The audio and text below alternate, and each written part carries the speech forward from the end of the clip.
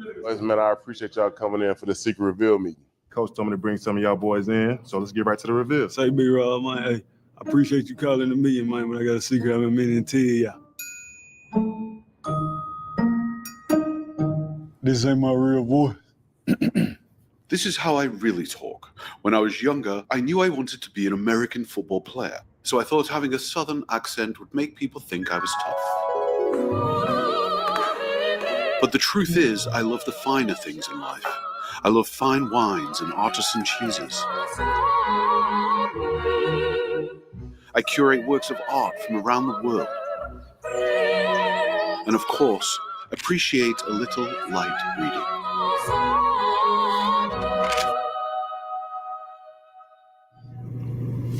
Is he serious? He wasn't always wearing that, was he? Okay, thanks, XL. We appreciate that. But let's get back to the reveal. Actually, Rob, I got something to get out too. So in the off season, I work as a volunteer sheriff deputy. Last month, I set the record for most seatbelt citations. Sir, you know where I pulled you over today? Seatbelt, seatbelt, seatbelt, seatbelt, seatbelt. Sir, you know where I pulled you over today? JC, bro, it's me, JT. What's up? Seatbelt. I ain't gonna lie to you. I'm not taking this ticket. I ain't left the stadium yet. I'm still in the whip. What's up?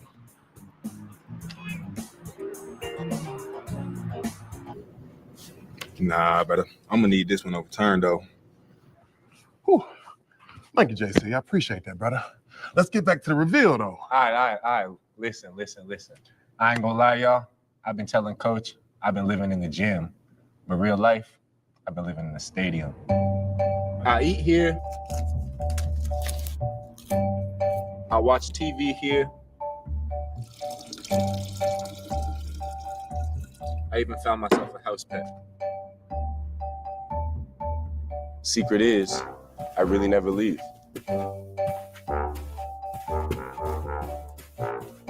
Bro, you been chirping at me at what time I get here, and you been here the whole damn time?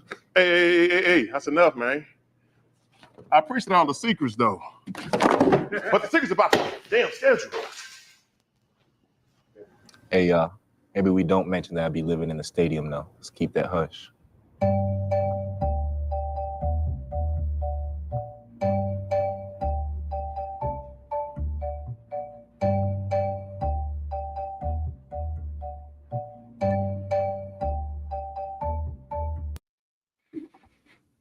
Yeah. What's popping? Let me know. Hey, let me know if y'all can hear me in the chat. We got new audio.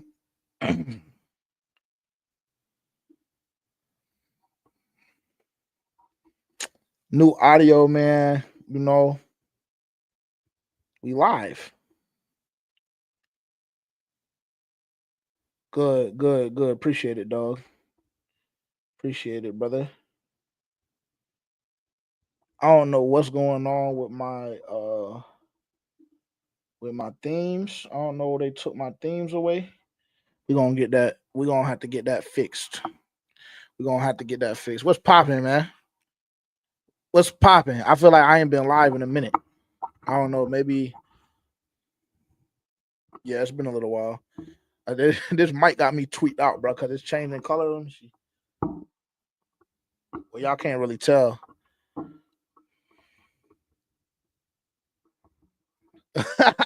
Dog, you crazy. On God, I literally just applied.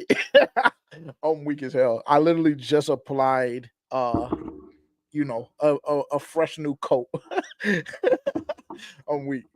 Do it look like I got lip gloss on, twin? I'm weak. What's popping, man? Shout out everybody in the chat. What's cracking? Hey, I'm gonna just go ahead and say this too.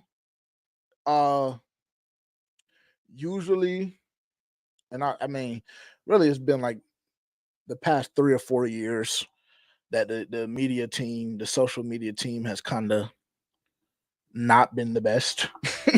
You know, like when we were popping, the social media and the media team used to be lit. Now, not so much, with all due respect. I'm not gonna hold you. I'm not gonna hold you. I don't know what happened. I don't know if it's Dave Tepper. I don't know. Hey, I don't know. What I do know is, respectfully, that video, no go. Hated it. Hated it. But I'm not here to rag on nothing, bro. We just here to talk about the schedule a little bit. Give y'all my 2 cents. I'm not gonna be tough. I'm not gonna be too tough because I'm sure we'll have a whole discourse on it on FPFO next Tuesday. But I'm not gonna hold y'all. I absolutely hated the video. I hated it. Bloody, I honestly don't remember. I don't remember last year's video. So I mean, maybe you're right. Maybe you're right. But I just didn't like the concept, I think. It was just kind of lame to me. It was kind of lame to me. Then I see the Arizona Cardinals. They had somebody drop a whole 3.5 minute freestyle. The Chargers got creative. I think it was the Chargers that did the Minecraft joint. You feel me? It was a lot of creativity. I ain't get that much. I ain't get that much from Carolina this year. But you know, it is what it is. Let's keep the main thing the main thing. Shout out everybody in the chat. I'm gonna let a couple more people get in here and then we'll dive into it a little bit. It's not gonna be this long, drawn out thing. And I know I say that. That's damn near like my slogan. And then we end up going 2 hours. I promise tonight we're not going 2 hours. Tonight we're not going 2 hours. I promise you. Excuse me. How do I sound, man? Doug said I sound good. How I sound, bro? How I sound? I'm gonna be honest with y'all. I went on that live stream. I went on a live stream for the draft with Low and Dunk, and I was listening back to myself and hearing those guys, and then hearing me. I literally bought a new mic day 3 of the NFL draft, and this is my first time having the opportunity to use it. So y'all let me know how I sound. This was one that I did some research. Budget friendly, but very, very effective. I agree. Bro said bump the video. Bump the video. I just need him to get to work. For sure. We're gonna dive into it. Don't you worry. Don't you worry. We are gonna get into it. Bro, I gotta figure out. I have to figure out what happened to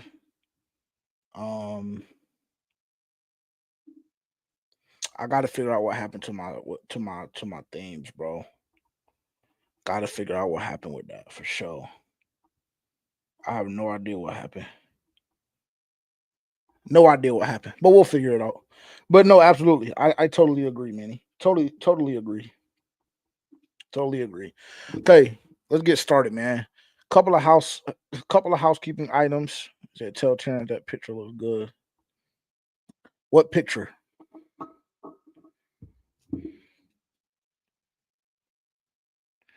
I agree, bloody. Well, like I said, we're gonna dive into it. We're gonna dive into it for sure. Housekeeping. So we don't draw this out too long tonight. We have let me see. I'm gonna go look at the exact numbers right now. If you're new here, thank you so much for being here. Make sure to like, comment, subscribe if you're watching on YouTube. If you're watching on X, appreciate you being here. Make sure to hit that follow button if you're not doing so already.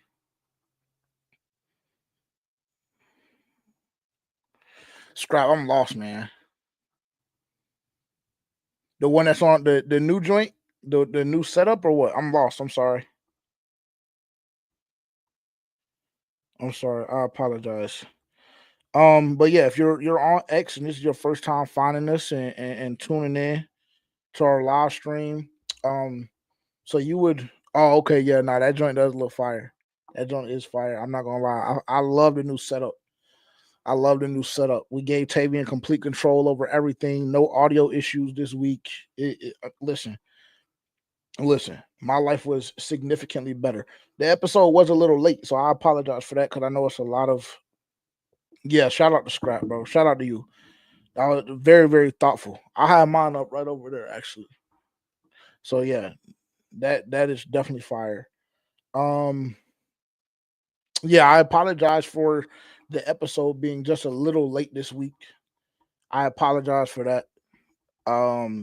Didn't have the best Wi-Fi connection, so had to wait to get back to some premium Wi-Fi to get shit uploaded. So my apologies.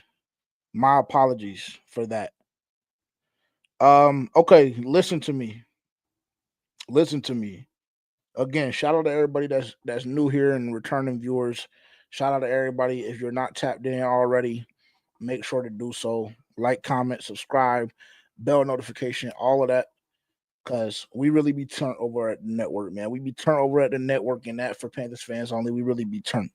So, first and foremost, if y'all didn't catch it on the episode this week, and this is not a money grab, this is not like, it's nothing crazy. It's just me being transparent with y'all, right?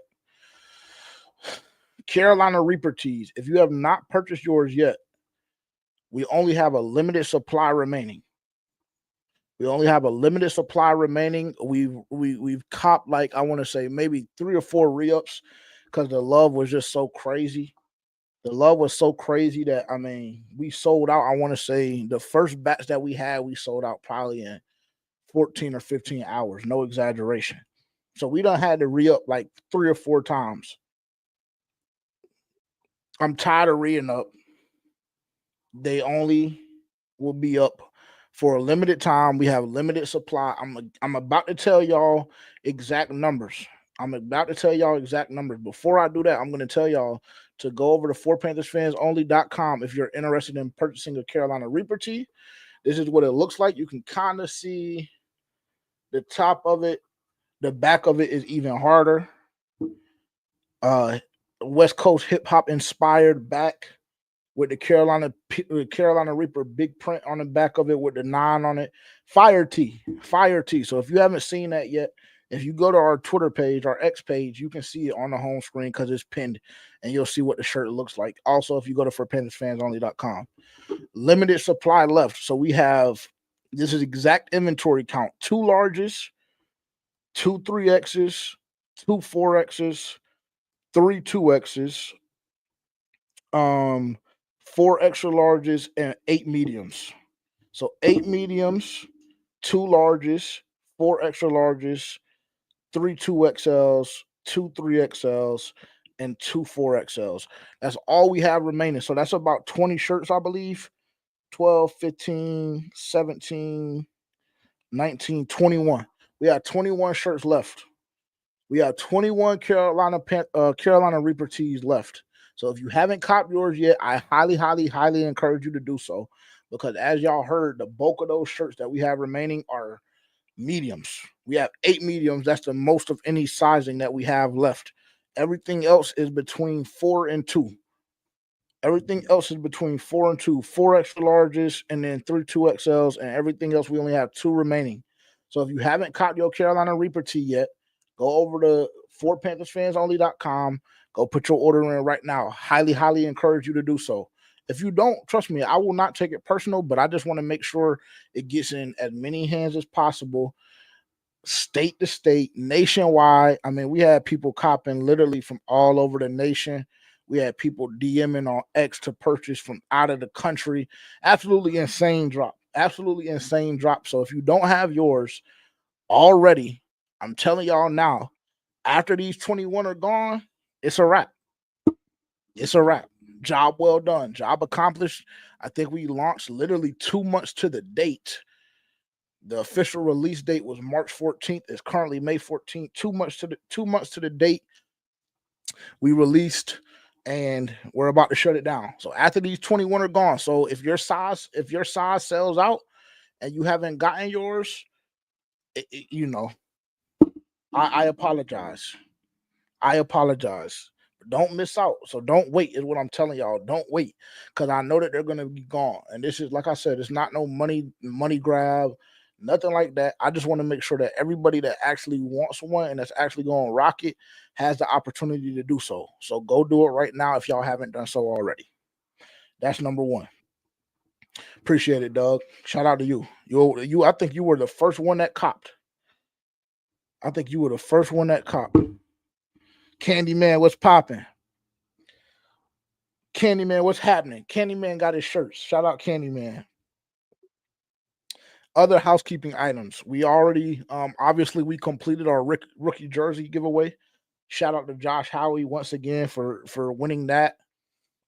He tapped in with us immediately. Everything got shipped out, purchased. Well, I don't know if it got shipped out yet, just because y'all know how the rookie jerseys go with the pre-orders and everything like that. But his information was sent to him, order information, order number, tracking, everything. Josh Howie is taken care of. Shout out to Josh Howie for winning the rookie jersey giveaway, and shout out to everybody that participated. In other news as it pertains to the giveaway, this FPFO road game experience that we're doing right now is going to be absolutely major. There's no other way to put it. It's going to be incredible. It's going to be incredible. If you're not familiar with what I'm talking about, at For Panthers Fans Only / Move the Chains, however you want to word it, however you want to view it, we're doing a For Panthers Fans Only road game experience where we are flying out one lucky fan plus one, whoever they want to bring with them, to Phoenix, Arizona / Glendale, Arizona for the Arizona Cardinals game week 2. Flights will be paid for, hotel stay will be paid for, and game tickets will be paid for. Me and some of the other members of the team today, we came up with a new little twist. So just know, if y'all don't trust anything else that I say for the rest of the night, just know you need to go enter the FPFO road game experience giveaway right this second. You need to go enter right this second. Candyman, it is September 14th, I believe. September 14th, I believe, is the official date. Yes, September 14th at 4:05 Eastern Time. 1:05 your time, Candyman. If you haven't entered that giveaway yet, go do so right now. Trust me when I tell y'all, it takes absolutely nothing to enter at all. You get 4 or 5 free entries strictly for following us and tapping in with us on social media. Most of y'all already do so. So all you have to do is type your username and everything in just to confirm, and you're going to get a free entry. You're going to get a free entry just for entering your first and last name. And then the kicker, you'll get 5 additional entries if you've purchased a Carolina Reaper shirt and screenshot and tag us on any platform. It can be X, it can be TikTok, it can be Instagram, any platform. If you purchase a Carolina Reaper t-shirt and you post a screenshot of it, you're going to get 5 additional entries. So that's up to 9 to 10 entries for the FPFO road game experience. I'm telling y'all right now, this is going to be something that you all do not want to miss. Y'all are not going to want to miss that. You must be 21 years or older to enter, and we're going to be selecting the winner in July. So if you are, kind of hesitant about not being able to go, now that the schedule is out, we have official dates. September 14th is going to be the official date. So the weekend of September 14th, make sure that you have nothing going on that weekend. Make sure you're 21 years or older to enter. Y'all are not going to want to miss this. I just can't re-emphasize that enough. If y'all trust me and y'all trust FPFO and y'all trust the brand that we've built, just trust what I'm telling y'all. Y'all do not want to miss this. This is going to be a once-in-a-lifetime opportunity. This is going to be a once-in-a-lifetime opportunity. You're never going to run into another situation where you have 2 free game tickets, round trip stay or round trip flights, and a weekend stay from Friday to Monday. You can't beat it. You can't beat it. So if y'all haven't done so already, go do that right now. I think the last time I checked, it was like 137 entries, something extremely, extremely low. So if you've done it already, shout out to you because you were one of the only first ones on. So shout out to y'all. But trust me when I tell y'all are not going to want to miss that. QJ, you can absolutely send your screenshot through DMs. You can absolutely send your screenshot through DMs, whether it be Instagram, X, whatever the case may be.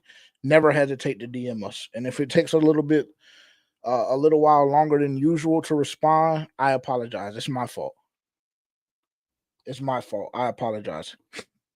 But yeah, so those are the housekeeping items. Like I said earlier, if you haven't already, make sure to like, comment, and subscribe. And let's get into it, man. This is the reason why we're here. This is the reason why we're here. So let's get into it. Let's get into it. The official 2025 schedule for the Carolina Panthers, man.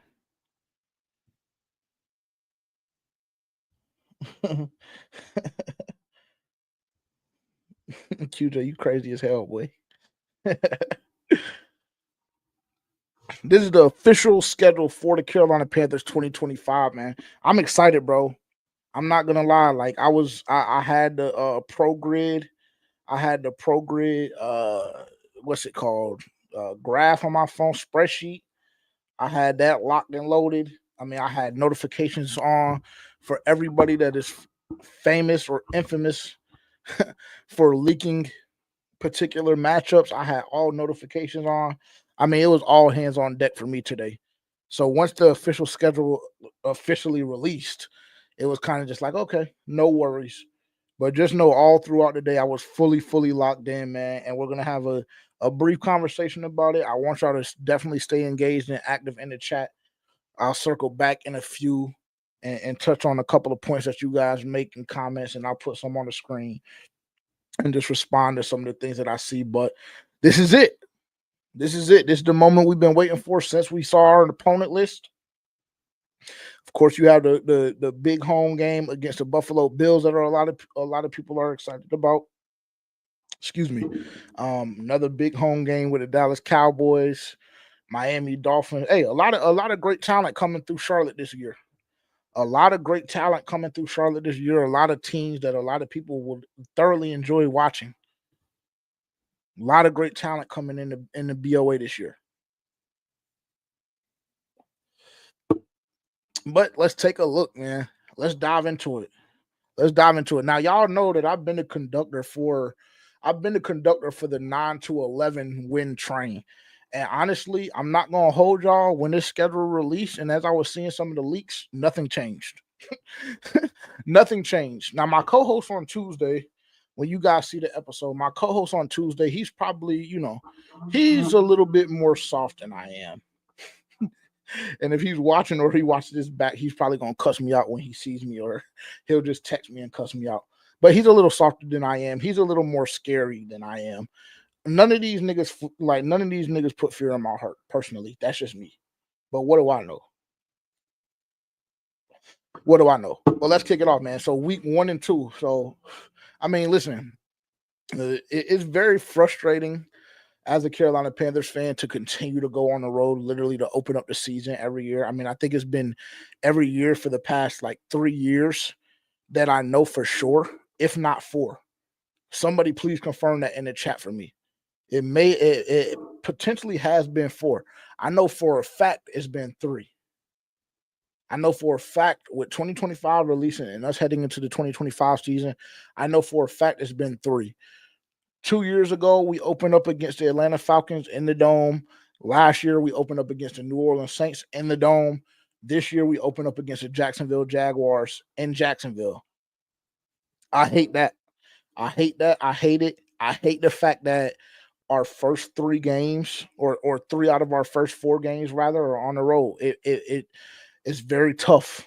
It's very tough, bro, especially for a young team. That's something everybody needs to make sure that they take into consideration as they're looking at this, at this schedule. Excuse me, Jesus. Maybe at some point or another, I'll get to my point. 3 out of the first 4 games on the road is extremely tough, bro. It is, and listen, for whatever it's worth, Jacksonville is a decent football team. I know right now, if you're on X, we're currently in a war. It is World War I, World War II, World War III on X right now. If you're a Carolina Panthers fan, and we're going up against Jacksonville pretty heavy right now. Niggas just got the talking out of their mouth kind of crazy. I will say Dunk honestly is a big reason for this whole shit starting. I'm not gonna hold you.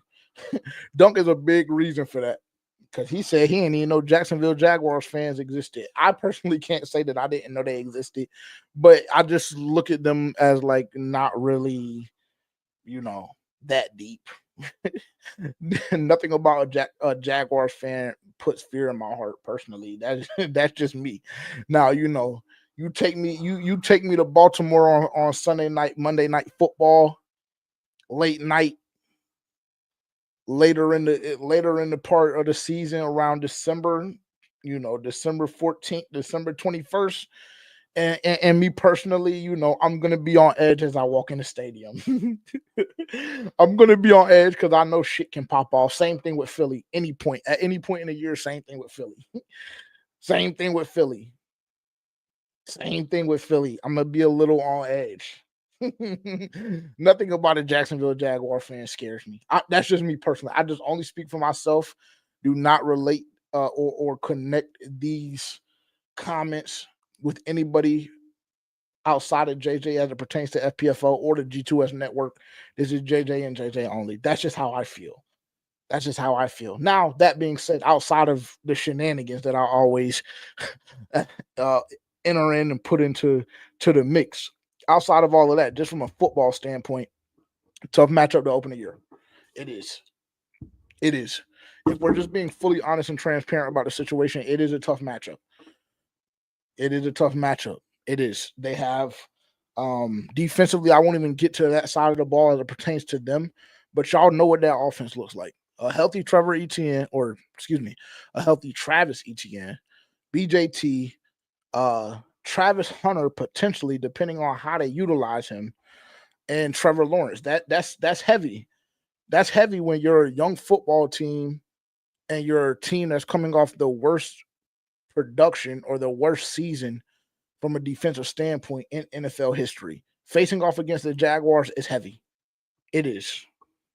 It is. It is. But that doesn't put fear in my heart at all. I'm not going to hold y'all. Like, it's going to be a tough matchup. I think it's going to be a dog fight. But I think that we're two very, very well put together teams. And I just personally like what we did a little bit more this offseason. I like what we did more this offseason than what Jacksonville did. I have us. I mean, I'm not here to lie to y'all. I have us. It's going to be tough, and we hate it. And we got Nalo. I know y'all saw the one-on-one interview that he did with. I don't know. I'm drawing a blank on her name, but shout out to her. I'm sure y'all did. Y'all saw the interview. Matter of fact, that might have been a post-practice presser when he was talking about the humidity and the heat being different. I mean, nigga, unfortunately, Nalo, I hate to tell you, brother, it is April/May. You have no idea what is in store for that ass come July, August. But, he just going to have to work through that. You going to have to work through that, nigga. It ain't Miami. You know what I'm saying? It ain't Miami. So you going to be straight. It's going to be humid in Jacksonville, too. So I need to see how niggas responding, because if we worried about humidity and the heat, hey, that you're not off to a good start if that's going to be in your mind during your rookie debut. But I have the Carolina Panthers week 1. I do. I think we clip Jacksonville. Now, will it be a close game? I think it'll be a close game. I'm thinking maybe 4 or 5 points. And of course, this is moving off of and discussing under the impression that everybody is coming into the season healthy. Everything that I say tonight is under the impression that everybody is going to come into the season healthy, right? So let me just add that as a preface to what we're doing and to what we're discussing tonight.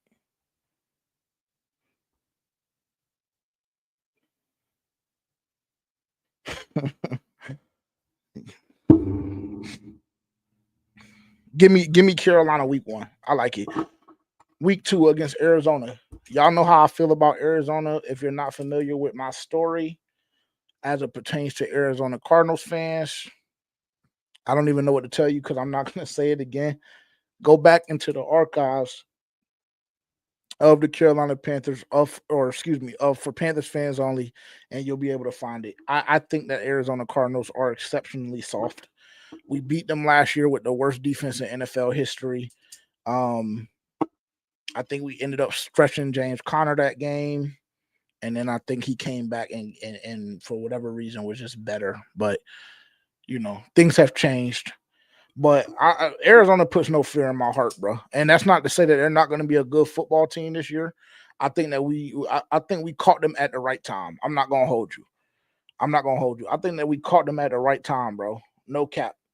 Week 2 for the Arizona Cardinals, they're typically a team that is like up and down throughout the year, or have been over the past 3 or 4 years. They've been relatively up and down. They seem to get they're just extremely competitive. I will give them that. They're extremely competitive.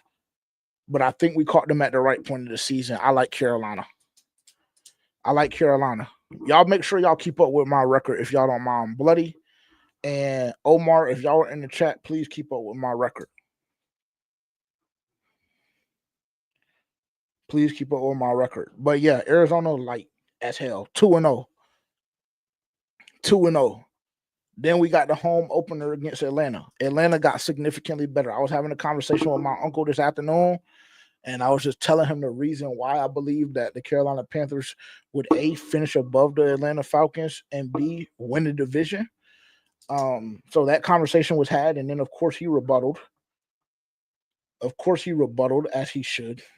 Atlanta Falcons fan, to be more, to add more context. The Atlanta Falcons got very, very, very good. Actually, let me not give them too much credit. They didn't get very, very good all season. They got significantly better. That's the verbiage I used initially. So that's what we'll stick with. They got a lot better. Atlanta got a lot better this all season. They did. Just like the Carolina Panthers did. I mean, the Carolina Panthers got significantly better. The Atlanta Falcons got significantly better as well. They got their second-year quarterback. They have weapons offensively when you look at Pitts, Bijan, Drake. You know what I'm saying? They have guys. Even though I know we beef with Falcons fans a lot because they are a division foe, because they don't like when we say rival, right? Because they claim that we're not rivals. So they're a division foe. If we want to pick and choose words properly. Division foe, but they got to come to the bank. They got to come to the foe. They got to come to the foe, and they got to see about us 3-0. 3-0. That's how I have Carolina starting the season off 3-0. It's very simple. And this little stretch right here is where things get a little, right? But in that same breath, I'm not going to hold y'all. New England's going to be nice this year, I feel like, bro. I think New England is going to be nice this year. When I say nice, I'm putting New England damn near in the same boat as the Carolina Panthers, where I see them winning 9-11 ball games. I see the New England Patriots winning 9-11 ball games. I have us starting off the season 3-0. This game is going to be a toss-up. Everybody that I've spoken to pre the schedule, I've had us winning this game.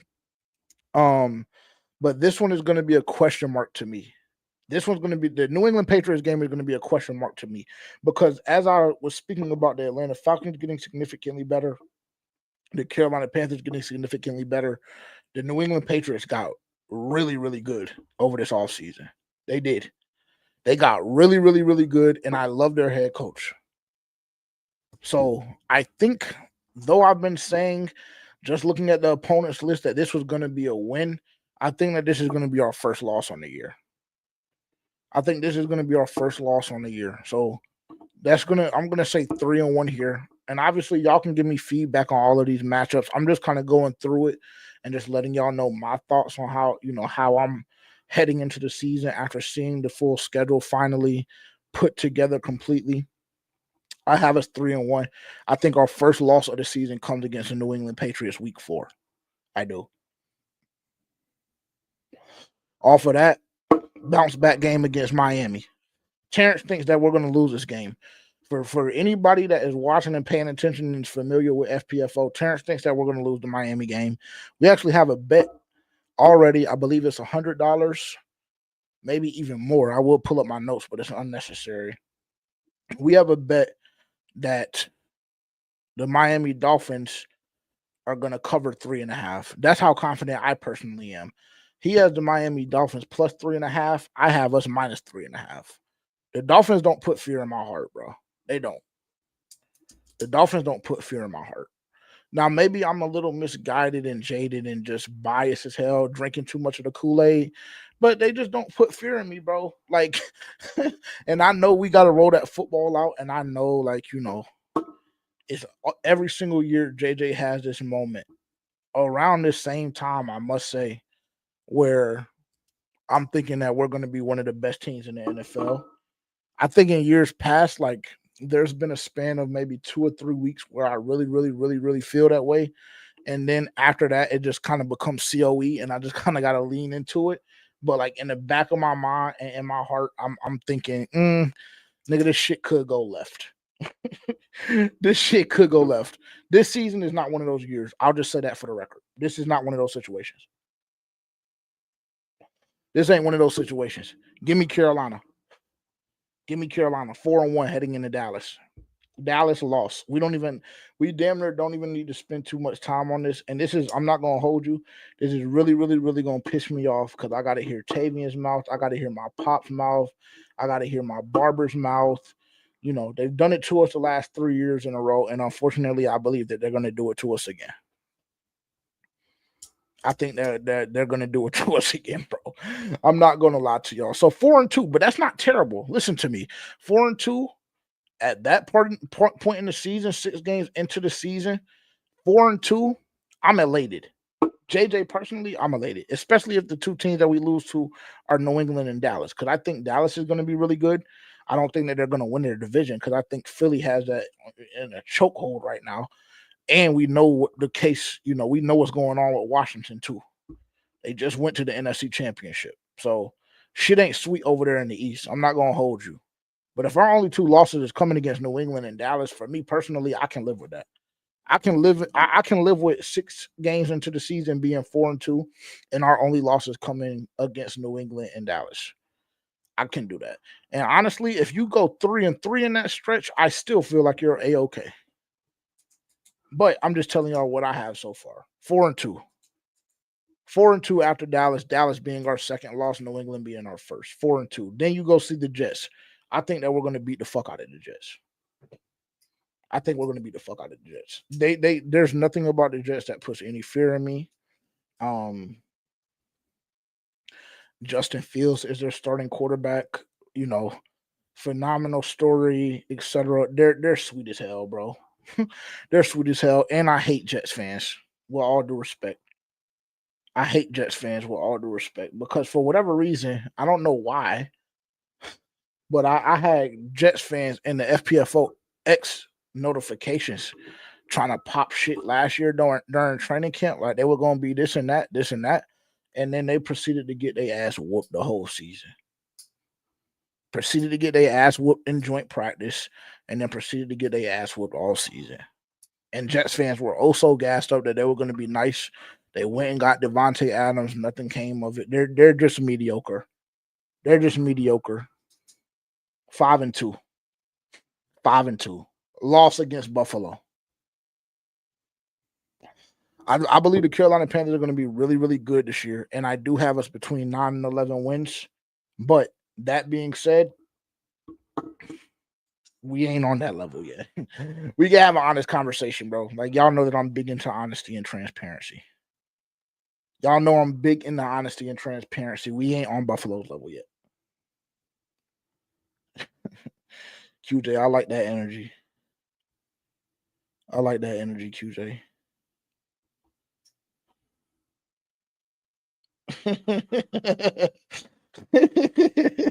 And Tavian probably would be happy if that shit happened. Tavian hates Dak, bro, and the only reason why he hates Dak for real is because of me. I'll always roll with that because I love Dak. I love Dak. Tavian can't stand him. He would be happy if Joe got rolled out of there, or rolled out there rather. If Dak got rolled out of there. So what am I at? 5-3. Yeah, 5-3. I think. Let me see. 1, 2, 3, 4, 5, and then New England, Dallas. Yeah, 5-3 so far. 5-3. Coming back home, I think that we lose to Buffalo. We ain't on that level yet. Everybody go slow. Yes, I'm the captain of the 9-11 win club, but everybody just go slow. We ain't on that level yet. 5-3. Green Bay, another loss. This is when you're going to start to see. This is when you're going to start seeing fans kind of up in arms, beefing amongst each other. This is when people are going to start calling for EJ's job again. It's around this time right here where it's going to be a little uneasy within the fan base because we're going to be 5-4. We're going to be 5-4 heading back home to for New Orleans. I don't even need to say shit for that. Y'all already know. 6-4. 6-4 once we come back November 9th. Heading into week 11, I think we split with Atlanta. I don't think Atlanta allows you to come into the Dome and beat them again this year.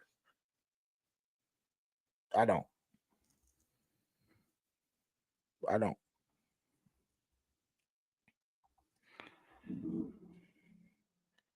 So what? 6-5. Monday Night Football. I think that we're going to beat the fuck out of San Francisco. I don't really want to expound too much on it, and a lot of comments and stuff like that I'll save for the podcast as well, because we will be releasing a deeper dive and deeper look into this official schedule from the Carolina Panthers. And as well as, getting Tavian and Terrence's opinion. We also might take a look at Dallas's schedule very briefly. I know it's a Panthers podcast, but we got to let our producer get his shit off for a little while. So we'll let that happen. But yeah, we're beating San Francisco. November 24th, we're beating San Francisco. What is that, week 12? We're beating San Francisco that game. Where am I at? 7-5, if I'm not mistaken. 2 games above 500 heading into the back part of the season. Late bye this year too. Before we even touch the Rams game, very late bye. And that's tough with a young team, bro. It is. That's tough with a young team because shit could go awry and you start the season off 2-4. And then you got, that's a tough little stretch when you go Buffalo, Green Bay, and then 2 weeks after that, you play Atlanta. New Orleans gets absolutely no respect from me this year. They get no respect from me this year at all. We're sweeping New Orleans. No foreshadowing needed in that regard. So 7-5, LA. This is going to be the one that either gets us to that 9 or doesn't, unfortunately. 9-11, should I say. This is going to be the one. I think that we have a chance to win this football game, but the Rams are really, really good. I was having a conversation with my boy Kenny this past week, actually Monday night, and he was like, yeah, I think the Rams are the only – he's an Eagles fan, just for more context. He's an Eagles fan, and he was like, I think the Rams are the only team that really, really has a shot at, like, knocking us off of our pivot as it pertains to the NFC playoff picture. And, yeah. I think Yak echoed the same sentiment because Yak told me Sunday night that he believed that the Los Angeles Rams were a very, very, very, very sneaky team to be competing for a Super Bowl and potentially winning it, which I thought in the moment was like a very, very bold statement and almost looked at them kind of crazy. But then as I did a little bit more research into what they did this offseason, knowing they have Stafford and McVay, knowing a couple of those pieces that they have, knowing that they really were extremely competitive all throughout the year last year, it makes sense. I understand where he was coming from. I have this being a loss, I think. I told him Sunday that this was going to be a win, but now that I'm seeing the way the schedule is set up, we're coming off of a short week. We're traveling from San Francisco all the way back to the 4. We have 2 road games in a row with Atlanta and then going to San Francisco. I think a lot of things will just be working out of our favor this go round, this particular week. I have this as a loss. Then we go to the bye. Where am I at? Mods, do y'all know where I am? Or do I need to take a second? Mods, do y'all know where I am? Or do I need to take a second and go over it? I may need to take a second and go over it. So I said 1, 2, 3. I should probably just count the wins first, right? 1, 2, 3, 4, 5, 6, 7. So 7 and 5, I believe, because we're at week 13. So 7 and 6. 7 and 6. 7 and 6. We come off the bye 8 and 6 against New Orleans. 9 and 6 with the home matchup against the Tampa Bay Buccaneers. 10 and 6 against Seattle. 10 and 7. 10 and 7. 10 and 7. That's my final prediction. Well, actually, no. My apologies. That's my way too early prediction as the official schedule has released. 10 and 7. Thank you, Bloody. Right now, with the schedule, the way it's set up and the way things I play, I think the way things will fall, I believe I have us sitting at 10 and 7 right now. QJ, I agree. I think that first matchup,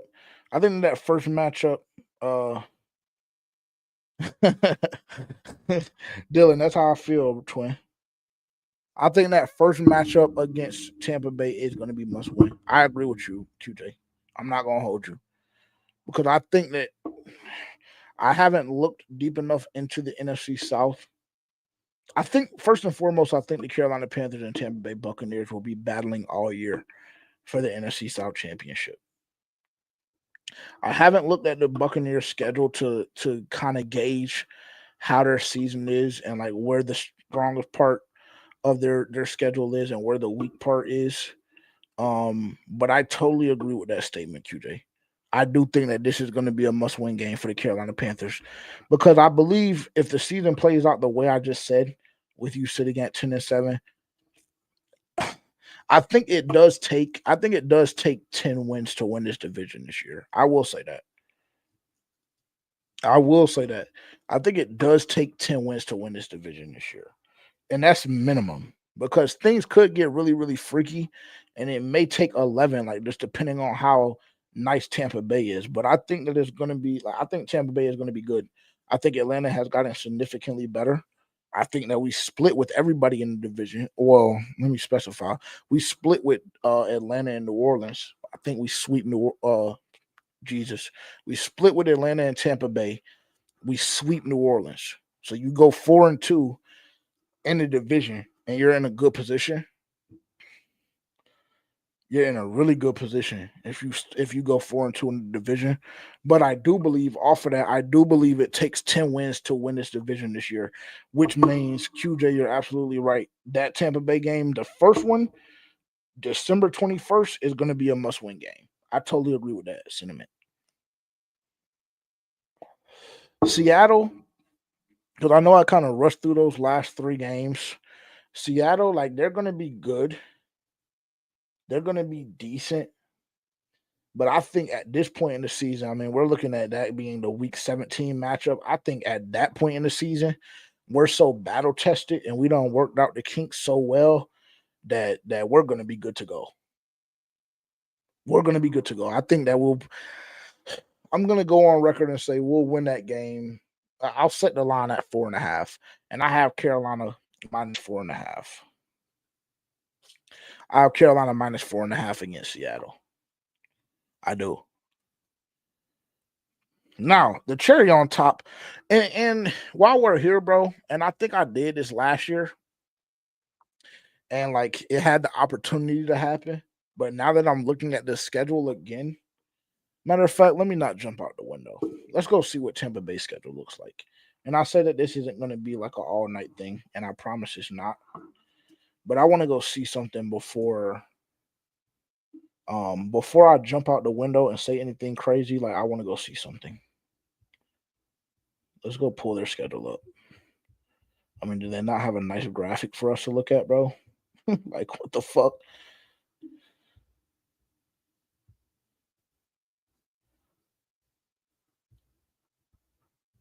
I mean, are you kidding?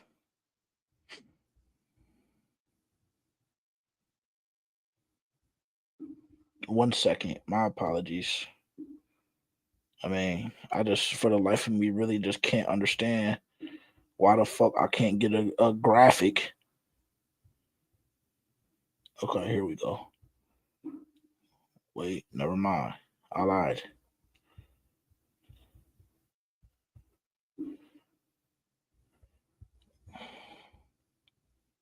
I mean, my God, bro.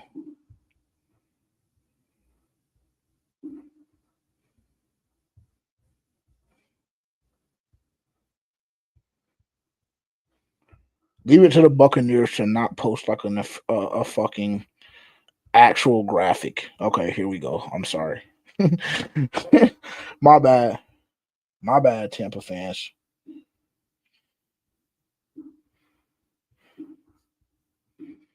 If y'all see anything crazy on the screen, I apologize.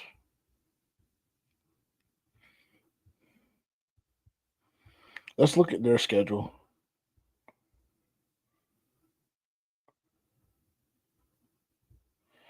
Yeah, it's going to be interesting for them too. It's going to be interesting for them as well. That's nasty. Why do they play? Is it the same way for us? That's nasty as hell. They got they got the Buffalo Bills being a preseason matchup, and they play them in season. Yuck. But whatever. Not my business. Not my team. Things are gonna be interesting for the Bucks too, bro. Because they're gonna. I mean, even though they made the playoffs last year, and really, I mean, they lost to Washington. You could make the argument that they shouldn't have lost to them, honestly, but they did. They were the favorite in that matchup. They should have won, but they didn't. But they always say you can't really go based off of last year, right? So there's a lot of games on this schedule that Tampa Bay is gonna have to win. Like, obviously, as the NFL team and just like being NFL fans, you know that teams have to win games. But like I'm saying they have to win in the sense of like this shit is not gonna be sweet for them, bro. Especially like the first month and a half of the season. Like I'm looking at this and they have Atlanta, like they're gonna beat Atlanta week 1. This game is very tough for them. This Houston game is very tough for them. This Eagles game is very tough for them. Seattle, I mean, this is home? No, this is on the road in Seattle. This may be a tough matchup for Tampa Bay for real, for real. This one's going to be sweet. I think San Francisco is going to be exceptionally sweet this year. This one's going to be a tough matchup for them. The New England game is going to be a tough matchup for them. The Buffalo game is going to be tough. The Rams game, listen, we have a lot of the same opponents. Obviously, the divisions play divisions. So we have a lot of the same opponents. But the way their schedule is structured, bro, like it gets kind of interesting for them, bro. And then having to go on the road 2 of the last 3 games of the year, shit can get really interesting for them. Shit can get really interesting for Tampa Bay. For sure. For sure, for sure. Should we count their wins? Let's see. And this is just rapid fire, bro. I need to do more digging. I'm gonna say 1. I'm gonna say 1-1. I think they lose that Houston game. 2-1, 2-2, 3-2, 4-2, 4-3, 5-3, bye, 5-4. I think New England's gonna clip them. 5-5. This is TBD. So I'll skip this one and we'll circle back. So 5-5, 6-5, 7-5, 8-5, 8-6. Ugh. Mm. Mm. Mm. We'll say 9-7. I missed my count. I messed my count up somewhere. My bad. Let me go through it again. I'm sorry.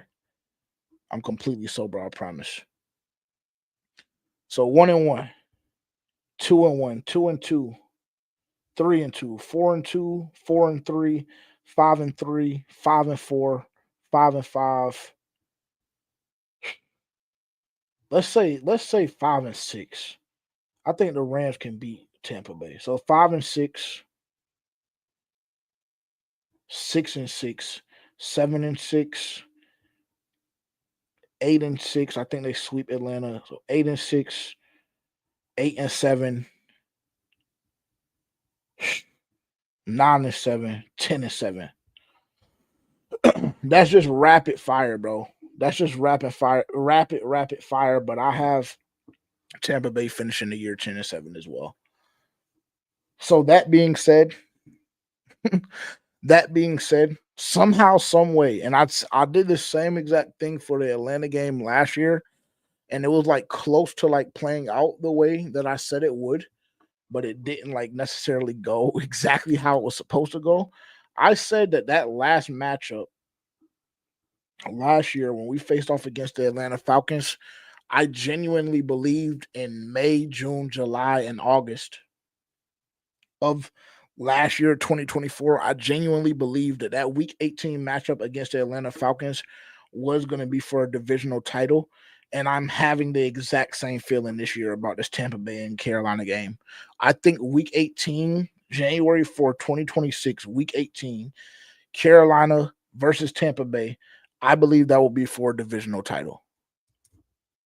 I believe that will be for a divisional title. Now, the loser of that game may not be eliminated from playoff contention just because, I mean, we're looking at potentially 9 and or 10 wins for either team, depending on who loses.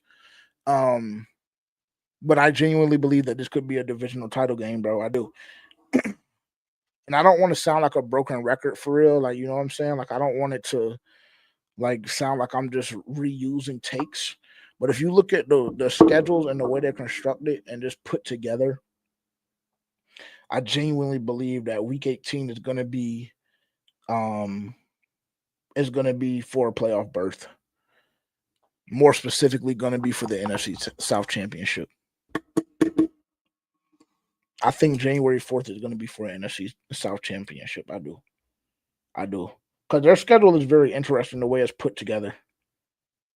I like our schedule. If I'm just being 100% transparent with y'all, bro, I like our schedule a lot better than I like Tampa's schedule.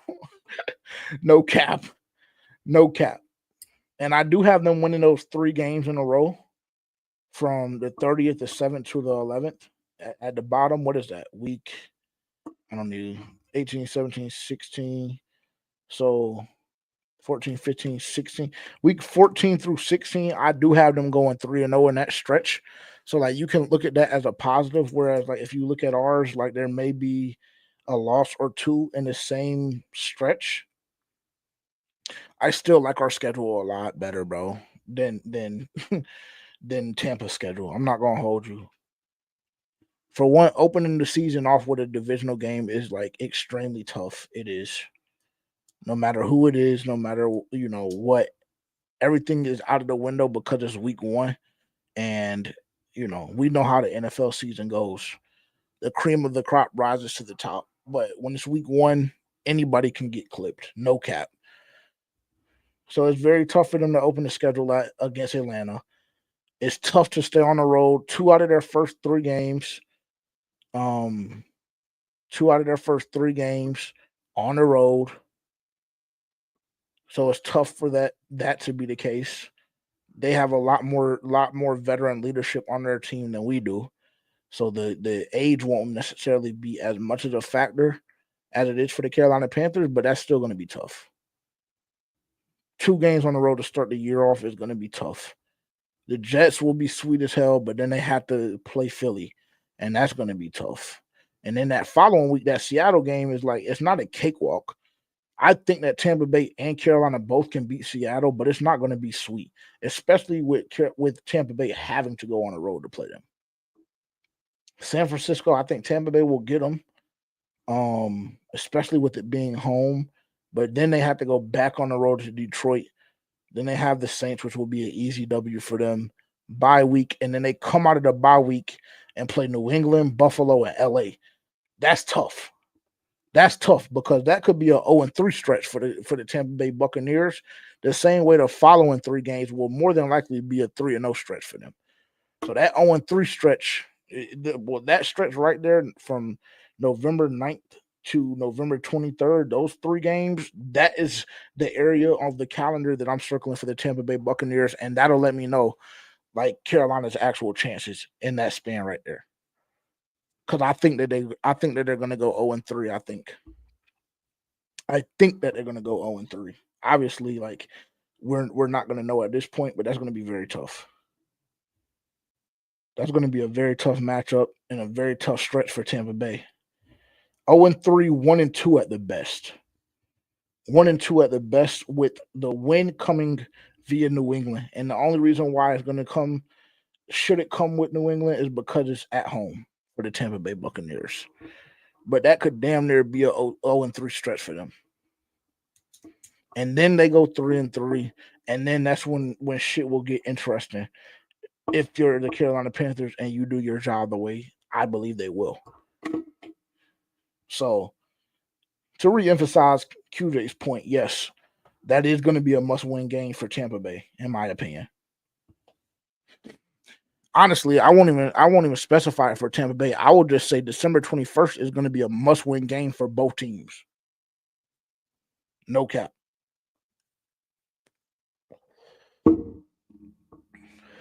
But hey, I mean they're gonna have to play. That's the thing.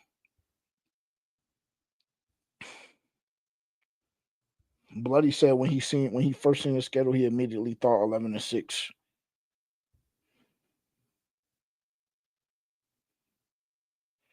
And he said, I got the same. I mean, yeah, that so listen, way too early, Bloody, way too early, bro.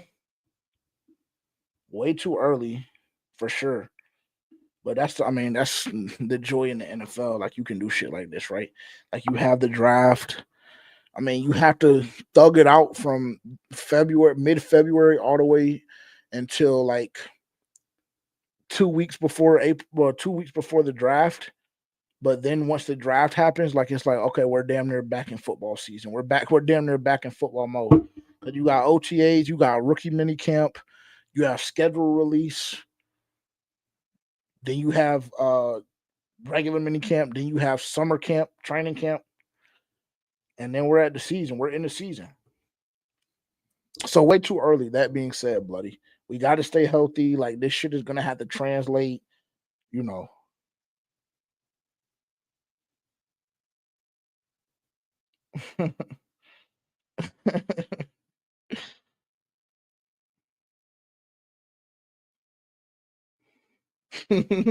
They on my ass. They on my ass in the FPFO chat. They on my ass on the FPFO chat because I said 10 wins again. I said 10 wins again, and they're on my ass because I said 10 wins the last like 3 years in a row. So that's why I said, like, I don't want it to necessarily be a like repeated content.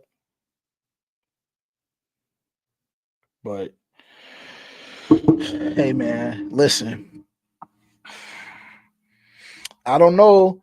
Hey, listen, if you're a Carolina Panthers fan, and you saw the leaks throughout the day, and then you see the full schedule, I think that you should still feel extremely optimistic. This particular part of the season is optimism time, where everybody is 0-0. Everybody has made great additions.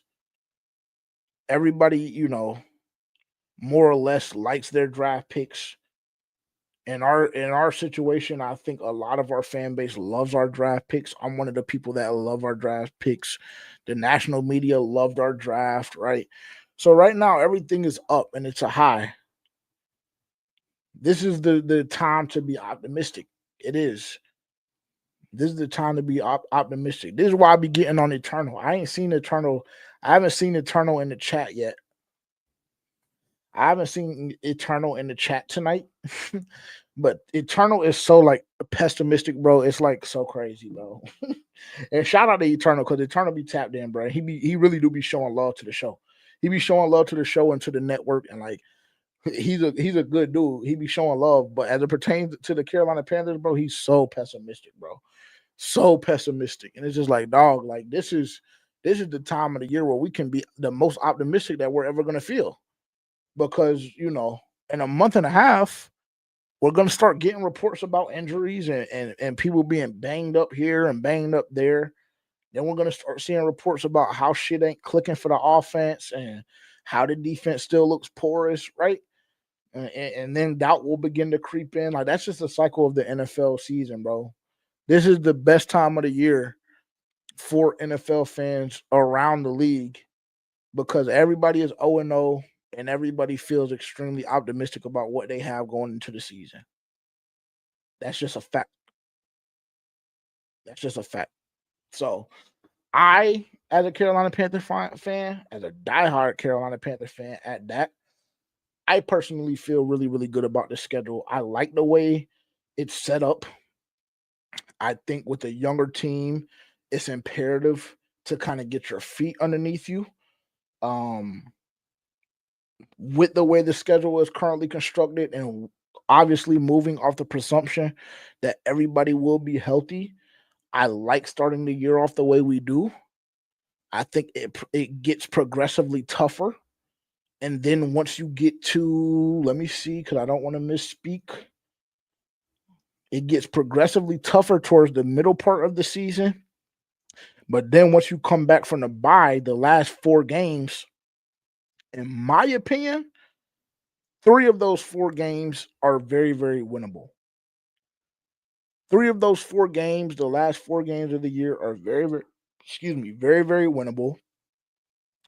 I really, really genuinely believe that we couldn't have asked, like, based on our opponents and based on what we were guaranteed to have to play, I don't really think that this schedule could have gotten it couldn't have gone any better for us, in my opinion. The only thing that would have potentially saved us or would have made me been feeling like out of this world is if Dallas, Buffalo, and Green Bay weren't 3 games in 4 weeks. That's the only thing, because I think that you could potentially go 1-3 in that stretch. We're not losing to the Jets. I hate to tell y'all. Well, actually, I don't hate to tell y'all, but I'm just going to be honest with y'all. We're not losing to the Jets. It's just simply not fucking happening, right? So, I mean, that's a stretch that you could go 1-3. And that's when I said shit is going to be interesting in the Panther Twitter streets, because you're going to start hearing people calling for jobs, specifically EJ, because all of those teams are going to put up points. They are. All of those teams are high-powered offenses. They are. You look at what Dallas did by bringing in George Pickens. They still have my mans. They still got Slime. Dak Prescott, we assume, is going to be healthy, back healthy after last year of him being injured. So it's just, it's going to be 3 very, very high-powered offenses that you have to play in a 4-week span. I believe we're going to go 1-3, and that's when you're going to see things getting to popping off on X and Twitter. And then that's when you're going to start hearing the conversations that we hear every year about, is Bryce Young this? Is it that? Is it, is Earl Everett deserving to be the defensive coordinator? That's the part of this season where you're going to start hearing those conversations. And, of course, you're going to hear those conversations on FPFO. Y'all know that already, right?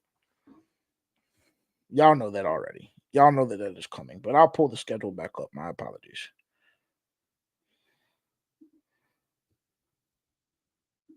I want to make sure that y'all have the opportunity to see it as well while we circle back to it. Appreciate it, Scrap. Shout out you, bro. Shout out you, Scrap.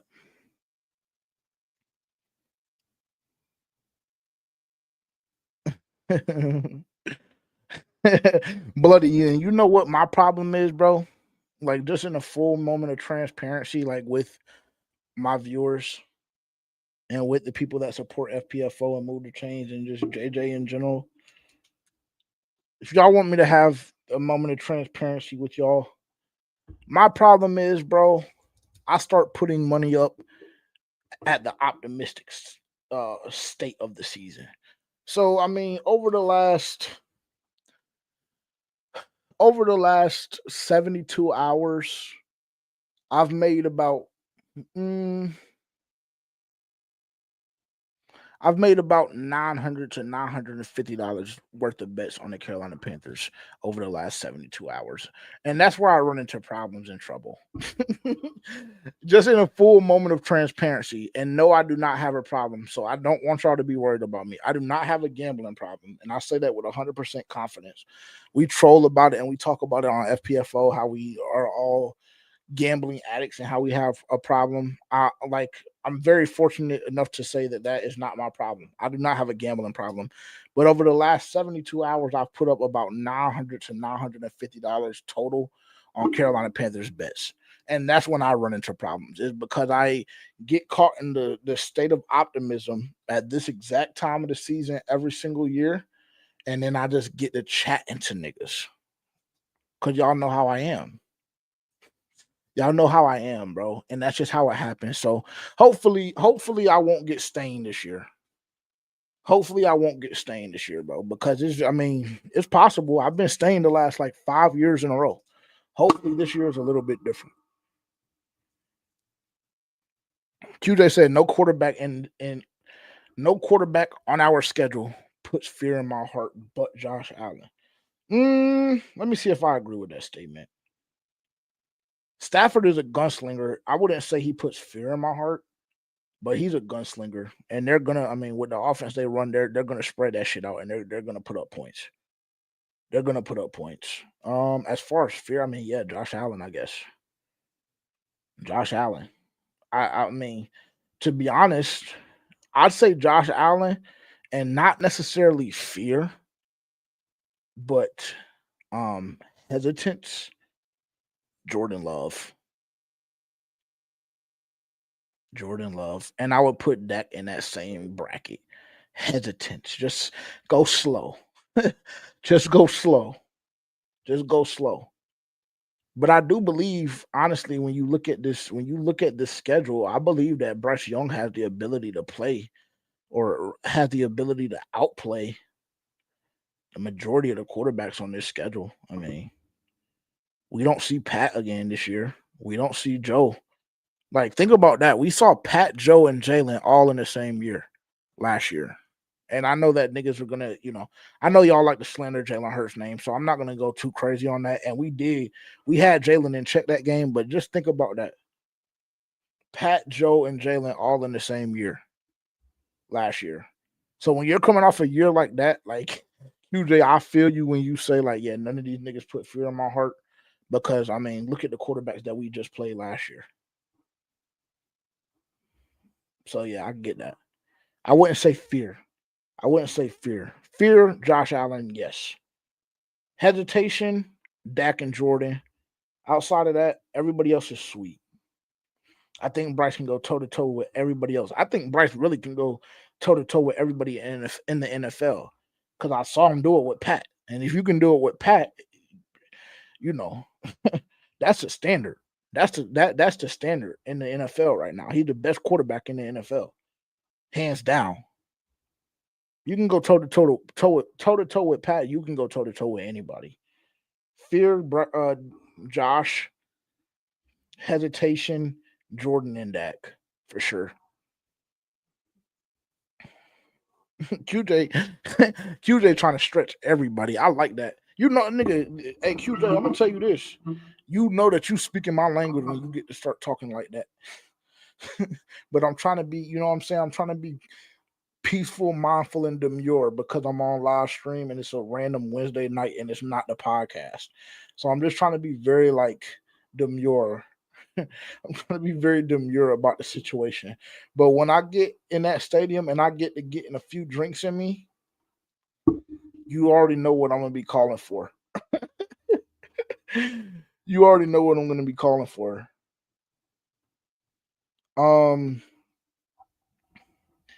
We will be in attendance for, not that this is going to necessarily dictate anything that you guys do. I don't think that y'all are really, my apologies if y'all are hearing additional noise right now. I'm sorry.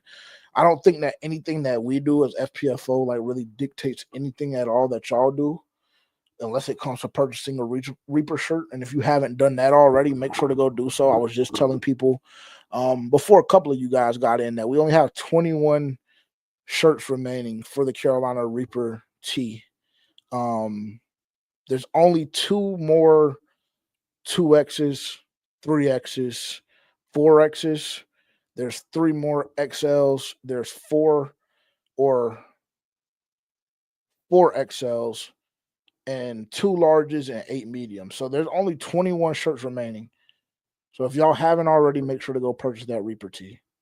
I say all of that to say, because I said we don't necessarily dictate what you guys do, which we don't. But I say all of that to say, like, confirmed games that FPFO will be in attendance for. Obviously, y'all know that I'm a season ticket holder. So, like, majority of all home games I will be in attendance for. Don't feel bad if you guys are tapped in with us on social media. Don't feel bad if it's like a random home game. If y'all like decide to DM me, only one person can go. Just because I only have one PSL, I only have one ticket per home game. But like, don't feel bad or feel any way if you DM me and ask me for a ticket. Because I think I ended up giving away like 2 or 3 tickets to home games last year, just on like some spur of the moment, like wake up on Saturday and just like, yeah, I'm not going to Charlotte this weekend. So let's see if we can give this ticket away. So don't feel bad if randomly you want a ticket and like you DM the page. I won't look at y'all any kind of way at all. And it'll be free of charge. All you'll have to do is get there. But confirmed games that FPFO will be in attendance for. The first 3 weeks we will be at all games. First 3 weeks we will be at all games. Terrence will be in New England week 4. And when I say we, the Jacksonville game, for a fact, me and Terrence will be there. Arizona, the whole team will be there. Atlanta, me and Terrence for sure. New England, it will just be Terrence. Home game. I believe I'll be in attendance for both of those, especially for the Dallas game, because got a lot of friends and family that are huge Cowboys fans, and that's always a great opportunity to like get everybody together. So definitely will be in the building for that. Buffalo will definitely be in attendance for, I think that's the last road game we'll do. Where's that Atlanta road game? Yeah, Atlanta. So as far as road games are concerned, we'll be in Jacksonville, Arizona. Terrence will be in New England. Me and Terrence both will be in New England, or excuse me, me and Terrence both will be in Atlanta for that November 16 matchup. And yeah, that's it. So we'll be around. I'm gonna say we'll be at least like minimum as a group, or just like the 2 of us, me and Terrence. At minimum, we'll be at 7 games. Yeah, we'll be at 7 games minimum, and that's on the lower end for me personally. Because if we're winning like that, like I'm gonna feel like, nigga, I'm in the building for every home game. So that's at the very least gonna bump that number up to 10 or 11 for sure.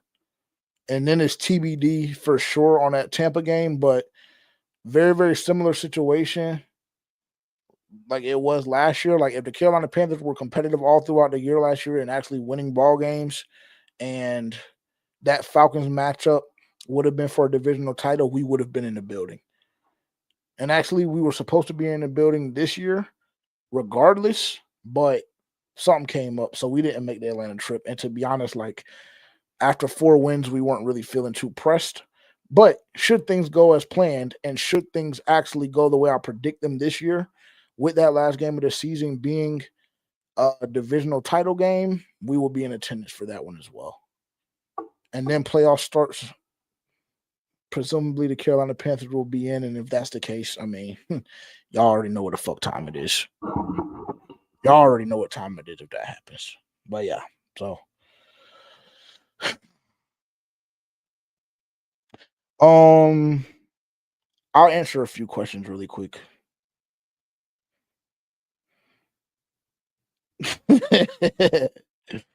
Daquan is crazy. Okay. I have two questions that I'll answer like very quick before we wrap up. See, it wasn't that long tonight. Pause. It wasn't that long tonight.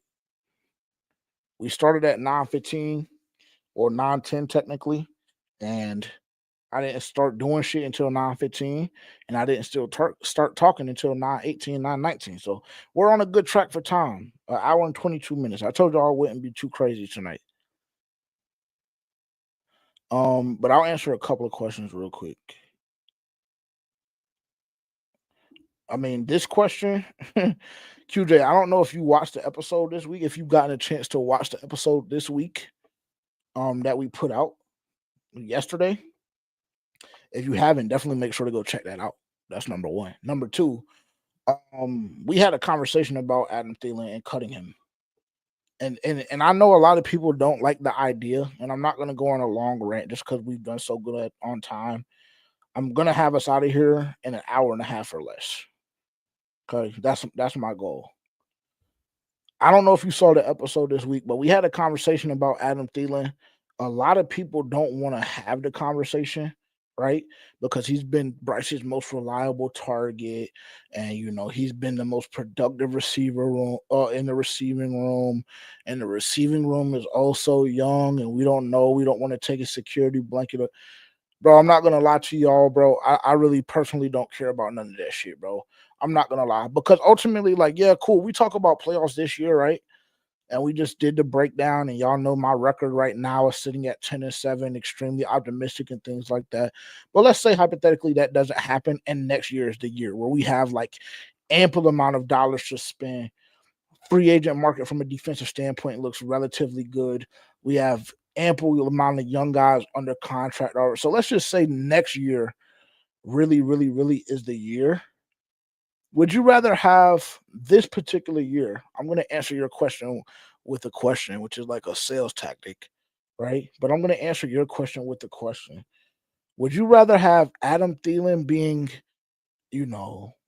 extremely productive this year, and extremely productive being anywhere between 700 yards and 1,000? Would you rather have that this year, or would you rather have guys like Jimmy, Jalen, XL, Nalo, those guys getting the opportunity to have those reps already this season? So hypothetically speaking, if shit is to really, really be on track and to pop next year, those guys are already ready to go and already understanding their role that they play in this offense. Which one would you rather have? For me personally, I'd rather have the latter, bro. Like, I'm extremely thankful. I'm extremely thankful for what Adam Thielen has done for this organization. Like, it's only been 2 years.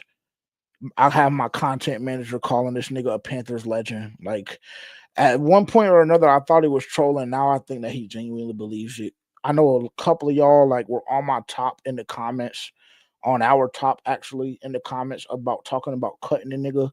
Bro, that room is deep. It's deep enough for you to let him go.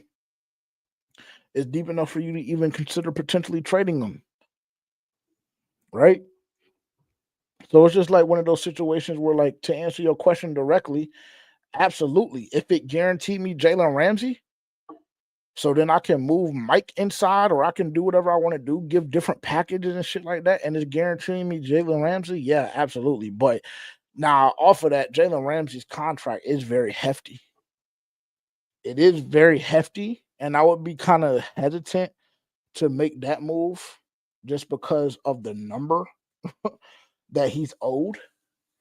But yeah, like if we're talking about like cap room not being a thing, bro, and like we're just talking about a hypothetical situation, would you cut Adam Thielen if it guaranteed you Jalen Ramsey? Absolutely, bro. Like no cap, bro. I would do it like in a heartbeat, dog. Like I'm not gonna hold you. I would cut Adam Thielen right now, nigga. Respectfully, I would cut Adam Thielen right now just because it frees up X amount of dollars in cap space. And I still wanted to try and make a push for Julian Blackman. And even if it's not Julian Blackman, there are a couple of cornerbacks that are still available that honestly we need to make some moves on here soon. But I guess we'll talk about that this coming week on FPFO. But that secondary still ain't fixed. Like, we did a lot of solid, great work in that front seven, specifically on the defensive line. But that secondary is still very questionable, bro. And it's going to be challenged September 7th against BJT and Travis Hunter. It is. It is. So to answer your question directly, yes, I absolutely would make that move. And if you want more insight on how I feel about Adam Thielen and his position right now in the organization, go check out our episode that we released yesterday.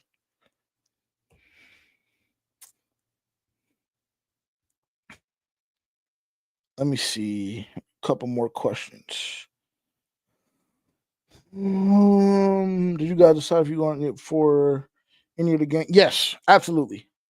Absolutely. With the weekend that we have planned for Arizona, that is going to be a movie. That game day vlog is going to be a movie. If you're not able to experience that with us, like, I'm sorry, because what we have planned for that Arizona game, it's going to be a movie. We're definitely going to make a vlog for Jacksonville as well, I believe, just because it's week 1 and just the way things will be set up. So, yes, to answer your question, Bloody, we mentioned that and we talked about that, about doing more of those this season. We're absolutely going to be doing more of those this year, for sure. Absolutely, especially weeks 1 and 2 with Jacksonville and Arizona. We will be in attendance. Those 2 games, we definitely will. And we'll just kind of see how things go with our home schedule. But yeah, absolutely. Absolutely. If you guys haven't seen that either, like, it's been up for quite some time now, but I'd highly encourage y'all to go to the G2S network on YouTube, take a look at our playlists, go to game day vlogs. There's literally only one there, and it's from last year when we went to Las Vegas. If you haven't seen that already, I highly encourage y'all to do so. Great content, in my opinion. Of course, I'm biased, but I think it's phenomenal content. We were in the club, on the fucking field. Like, it was just an outstanding time.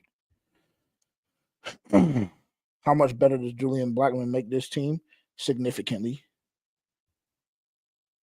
He makes us significantly better.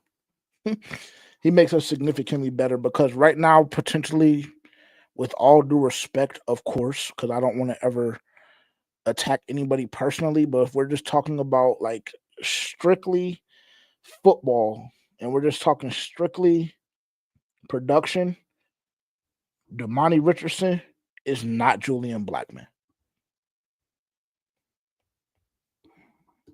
He makes his team significantly better. Yeah. Okay. Fact. So you already know.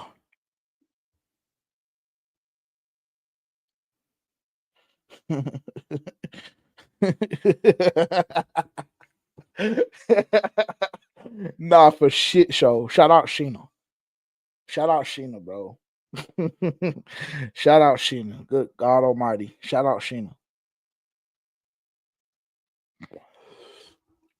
Candyman.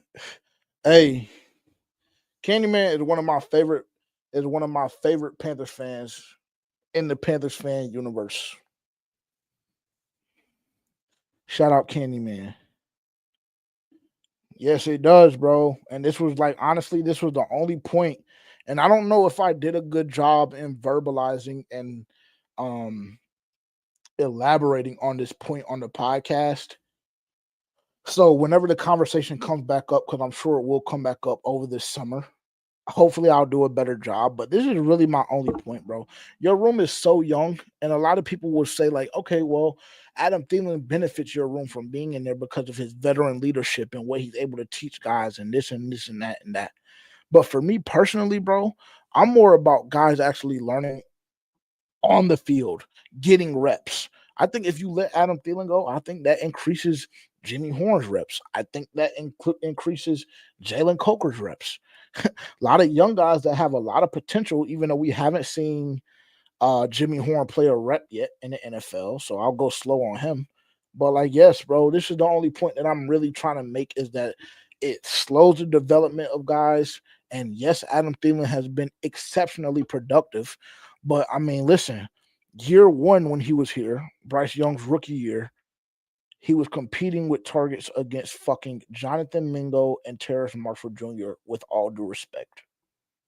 So, you know, that 1,000 yards, everybody gets so gassed up on. I just encourage everybody to please just go slow.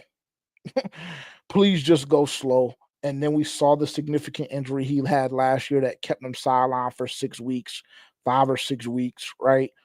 And he's 34 years old, or he will be when September 7th rolls around. So it's just like, yeah, bro, let these young guys develop and go ahead and throw them in the fire. So once year 4 and year 5 of Bryce Young rolls around, it's wartime. It's wartime. It's a very simple concept to me. I don't understand why everybody was so up in arms in the comments about that. I really don't. Okay, see, we have Daquan wilding. I'm wilding. I'm wilding because of the fact that you know the fact that developing younger guys is more important to me than, you know, giving Bryce Young a fucking night blanket, right? Like, I'm not wilding. I'm not wilding. Let them young niggas go out there and hoop. I'm telling y'all, they're gonna be okay, bro. They're gonna be all right. They're gonna be all right. And if Hunter is even 65, 70% of the player that he was in Vegas, we're definitely going to be all right. Because I'm under the belief that they brought in Hunter to see if he can replace Adam Thielen. So realistically, as much as I mean, I know I'm going to get crucified for this take. I know I'm going to get crucified and ridiculed for this take. But honestly, niggas better make sure that Adam Thielen makes the team this season. But I'll go slow and I'll be respectful. But just know, like, that's definitely a conversation, bro. That's definitely a conversation because I believe that the Carolina Panthers brought Hunter Renfrow in to potentially replace Adam Thielen. I do.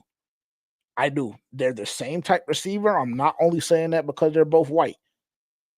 They're the same type receiver. Hunter Renfrow is just younger. Hunter Renfrow is just younger. So that's going to be a conversation heading into the summer.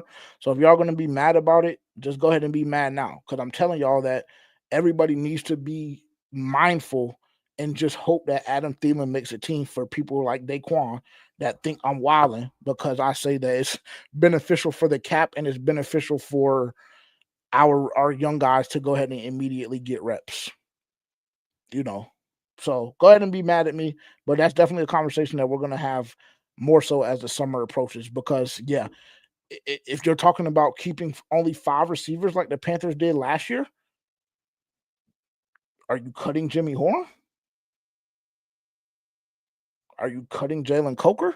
Are you cutting T-Mac? Are you cutting XL? Like, you know, and if Hunter Renfrow comes in and he gives you equal amount of production throughout training camp and you want to actually keep 5 or 6 receivers, it's going to be, you know, 34 years old, has contemplated retiring literally every offseason. He's been a Carolina Panther, you know, only 1 year remaining on his contract. Don't say I told you so.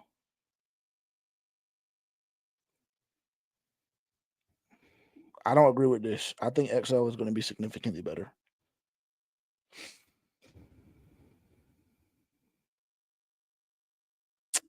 This is a great question. I should answer it again. I don't necessarily know exact years, but I'm always honest about this. And there's a lot of new people here that are probably going to be like so up in arms when I tell this story, but I've told this story like a couple of times. I've told it one time, I believe, on FPFO. I think I've told it one time on Move the Chains, and I think I told it. Well, actually, I know I told it for a fact on Dunk's episode that we did with him last year before the draft. So he asked me how long have I been a Panthers fan. I've been a Panthers fan for a while. I'm 26.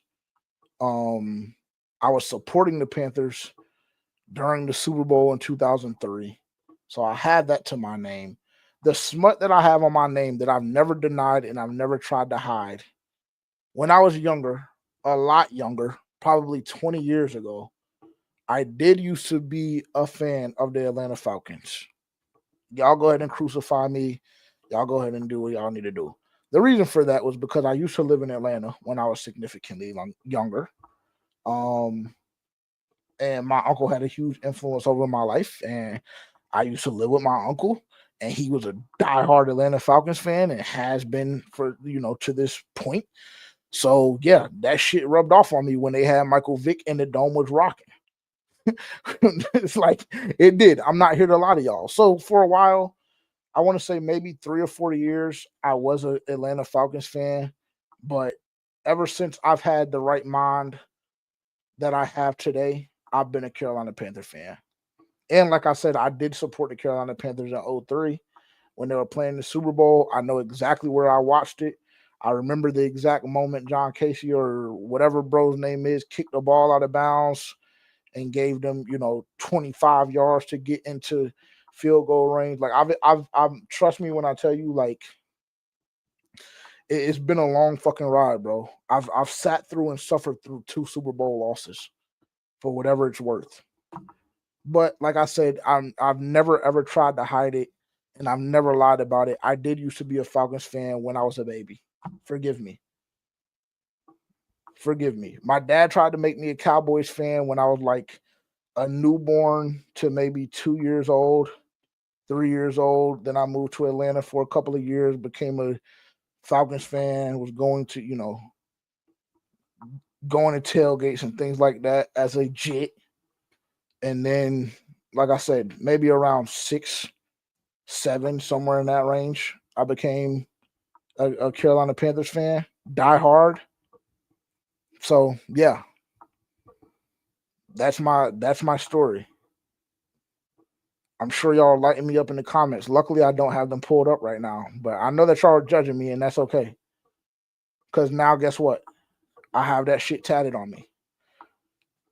Niggas can never question. I'm not gonna hold you. Niggas can never question, bro. With the amount of money I spend with that organization and the amount of shit that I do behind that organization, niggas can never question. And I've never lied about it. I've always been extremely truthful. But great question. Great story time. Thanks for attending. Thanks for attending. Eric, I don't know why you can't super chat, bro. I'm sorry. I don't know. I had to get shit worked out on my end. I apologize. I didn't even know that y'all couldn't super chat. I'm glad you told me that, so now I can get that fixed.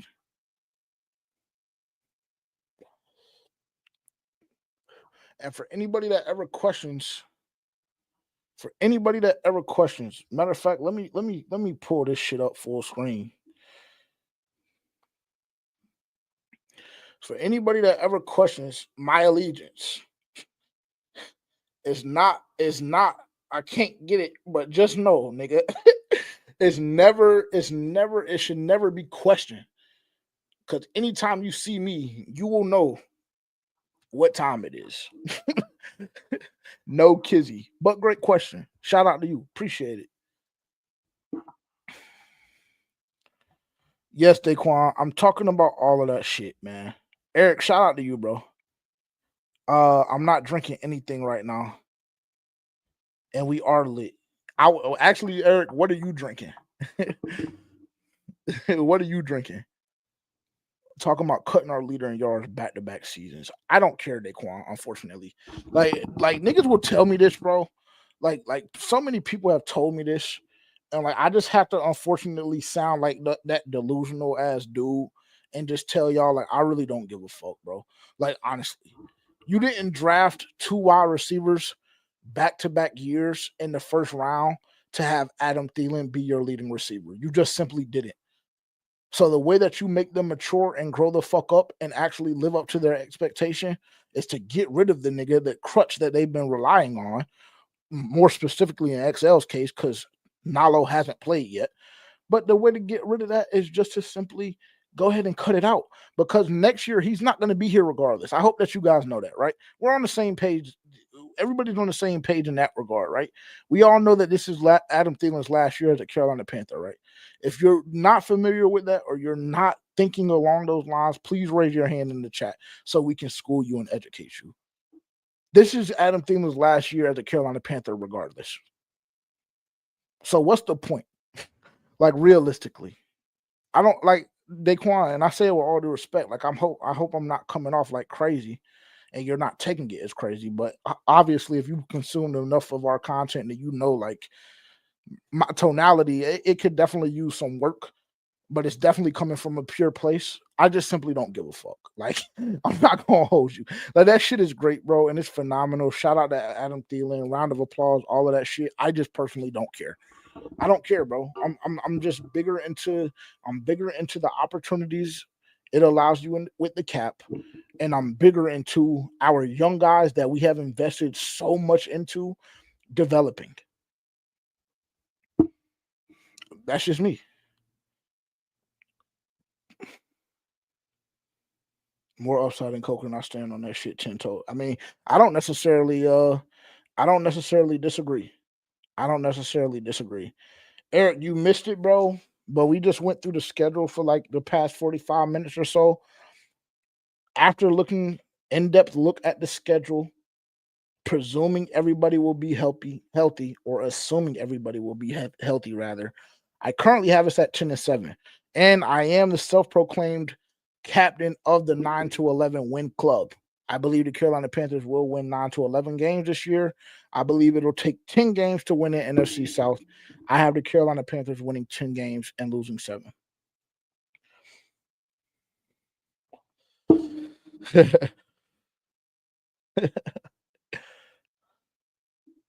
That's fire. That's fire. Shout out to the OG, man. Shout out Candyman. Hey, Candyman. Candyman, somebody asked me about you today, big bro. They told me that we had to let you know. They told me that we had to get in touch with you and let you know that we're going to be in Phoenix. I got people requesting your presence, Candyman. You got to meet us. You got to meet us in the desert, Candyman. We're not coming to San Francisco this year. I'm going to go ahead and be honest with you, but you can meet us in Phoenix, bro. Meet us halfway, OG. Meet us in Phoenix. You know what time it is. Meet us in Phoenix. Yeah, no, shout out to you. I appreciate it. I appreciate the support. And I'm not saying that you're saying that. I'm just saying that my thought process on it again is about cap and about the development of the young guys. And with Thielen still being on a roster, it is a fact that your young guys, whether it's Nalo, whether it's XL, or whether it's Jimmy Horn, it is a fact that somebody's development, or even Coker, it's a fact that somebody's development is going to suffer if Adam Thielen stays on the roster. And y'all are making me sound like a hater, bro. Like, y'all are making me y'all are making me sound like I'm like this huge champion for cutting Adam Thielen. And really, it was just a hypothetical because we needed a talk piece on this past week of FPFO. But the more and more that I've thought about it, because a lot of y'all have lit me up in the comments and did so off of the premiere of that episode that dropped yesterday, as it always does on Tuesdays at 9 a.m. on the Juicy West Network, exclusively on YouTube, as well as all DSPs. As y'all have lit me up more and more in the comments, it's just made me think about the situation more and more. And now y'all have pushed me more so to a point of where I'm just like, yeah, the nigga needs to be cut. He does. Unfortunately, I know that we always want to talk about the security blanket and this and that and this and that. But it's just like, hey, man, do you want your young guys to get better or not? Did you invest 2 first-round picks in consecutive years on a wide receiver or not? Did you not strike gold with a UDFA and Jalen Coker or not? And did you not go a step further and draft a wide receiver in the 6th round or not? That actually has potential to be a blow the top off of the defense type of guy, a guy that you can use in special specific packages. Like, I don't really necessarily know where the confusion is coming from, bro. There's only one football. Only one football will be thrown around, and I'm personally just more so into the idea of us developing our young guys more so than us keeping Adam Thielen around for like absolutely no reason, bro. Because like realistically, what is Adam? Let me ask y'all this question, and then we'll wrap up. I'll give y'all a couple of seconds to answer this. Because I want to end this shit. I really do. But y'all know how I get to ranting and raving. So I want y'all to answer this question for me. What does Adam Thielen do for you this year? How many additional games does Adam Thielen win for you? And what does Adam Thielen do different at a higher level than a healthy Hunter Renfrow? And the only reason why I'm saying that is because, of course, we understand that Hunter Renfrow was on his fucking deathbed last football season. So obviously, like, we're gonna have to. The situation is kind of touch and go, right? The situation is kind of touch and go. But like, are y'all telling me that y'all rather have Adam Thielen over Hunter Renfrow, who is what, 27, 28, in comparison to a guy that's going to be 34, 35 when the season starts? What like really, like, honestly and truthfully, I won't say take the last 2 years of production out, because I understand that is a significant part of y'all's argument. But this year in particular, what does Adam Thielen do for you this season that guys that we currently have rostered that are significantly younger don't or can't? What does he do for you? And again, this isn't a bash Adam Thielen segment, bro. And y'all are making it that. Like, Daquan is really making this shit like this because he's trying to, like, you know what I'm saying? Like, he's trying to trigger me. I don't even know if he's trying to trigger me, but it's just like, bro, like, I understand, bro. Like, we have favorites, you know what I'm saying? But I done seen the best of the best, like, get cut and get let go, nigga. I done seen them in the way that, you know, they did Cam Newton. I done seen them in the way that they did D'Angelo Williams. I done seen them in the way that they did Thomas Davis. And like, nigga, listen to the names that I'm listing and mentioning. Like, nigga, it ain't shit for us to move on from somebody, with all due respect. With all due respect, it ain't. It ain't. I done seen the coldest niggas in almost in franchise history. When you talk about Cam Newton, when you talk about Thomas Davis, when you talk about D'Angelo Williams, those 3 guys in particular, and then you go look at even shipping Christian McCaffrey and DJ Moore. Like, you just think about some of these names, bro, and tell me why, like, anybody like a Adam Thielen at age 34, 35 should be immune to us making the best business decision for our future and for our young guys. It just simply doesn't, bro. It just simply doesn't. Like, honestly.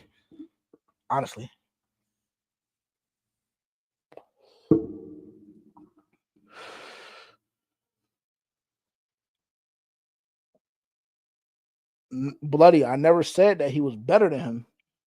I just said, what does Adam Thielen do that's better than Hunter Renfrow that you can undeniably say right now at this point in their career? And I understand Hunter Renfrow was about to croak last year, but right now, just based on the last thing that you saw from Hunter Renfrow and based on the last thing that you saw from Adam Thielen, what does Adam Thielen do better than Hunter Renfrow? That's the last question that I'll pose to the chat, and then I'm getting out of here.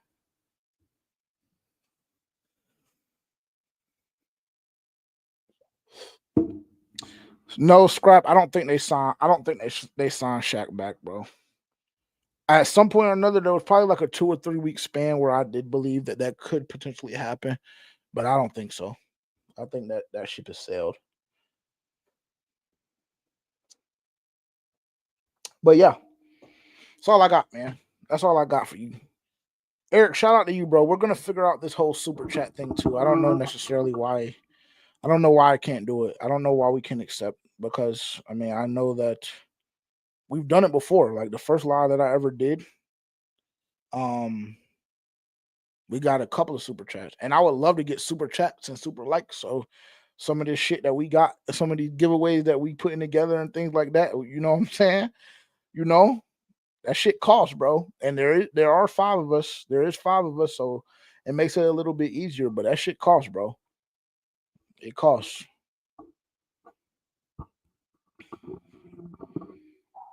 And I agree. I agree with this, Bloody. I agree.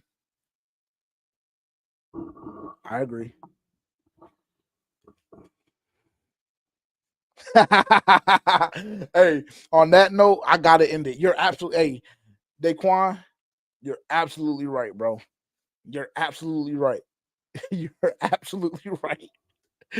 You're absolutely right about that. I was hellbound on the fact that Deontay was going to be 1,000-yard receiver last year, and he proceeded to go to 4 different teams damn near. So you're right, bro. You got me there. You got what Drewski said. You got me. You got me, bro. You're right. You're right. Maybe I don't know. Maybe I don't know, bro. Maybe I don't know. You're absolutely right about that. I can't hold you. Touche. Touche. Touche. Hats off to you.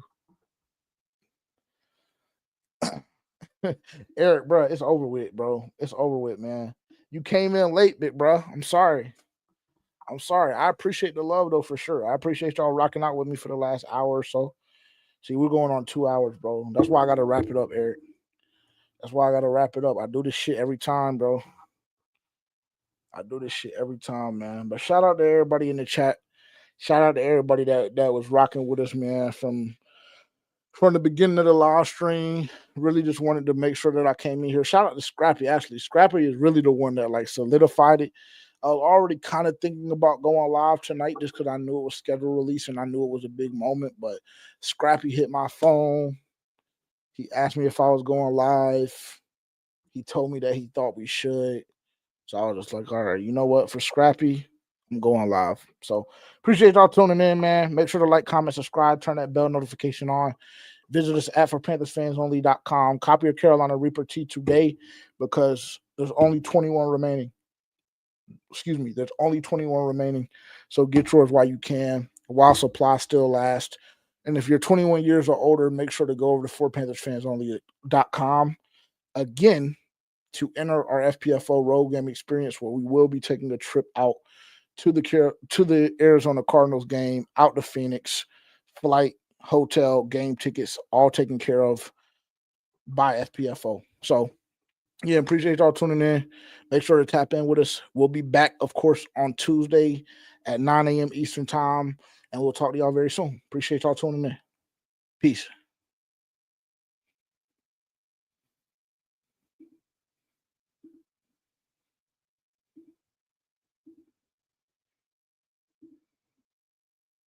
Can I end the bitch?